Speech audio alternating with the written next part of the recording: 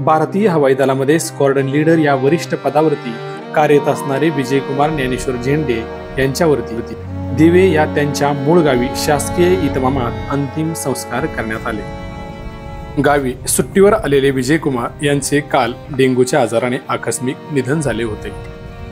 त्यांच्या अंतिम संस्कारावेळी भारतीय हवाई दलातील सैन्य दलातील वरिष्ठ अधिकारी सैनिक उपस्थित होते। त्यांच्याकडून विजयकुमार यांना मानवंदना देत 3 फैरी झाडून श्रद्धांजली वाहण्यात आली।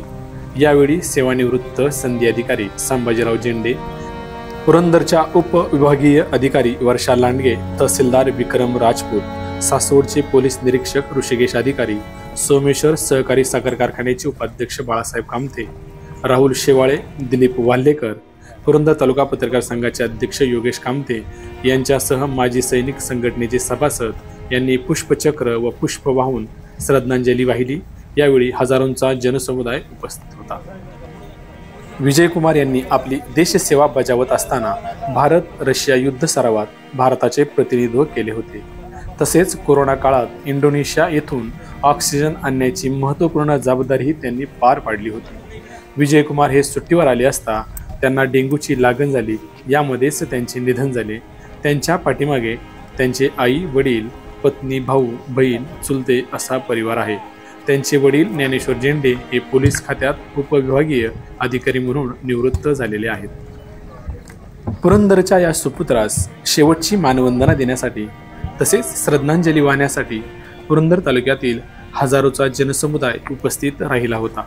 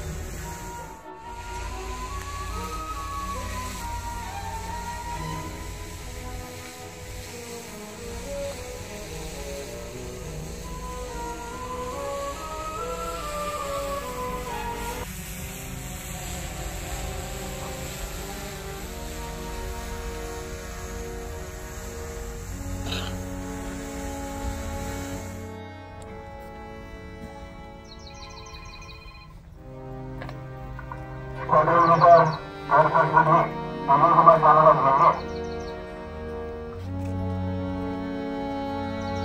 या ठिकाणी शोभाफुल वस्तूमध्ये आपण अक्षरशः देत आहोत. सरकारी इतमामाने ठिकाणी त्यांना शासकीय समिती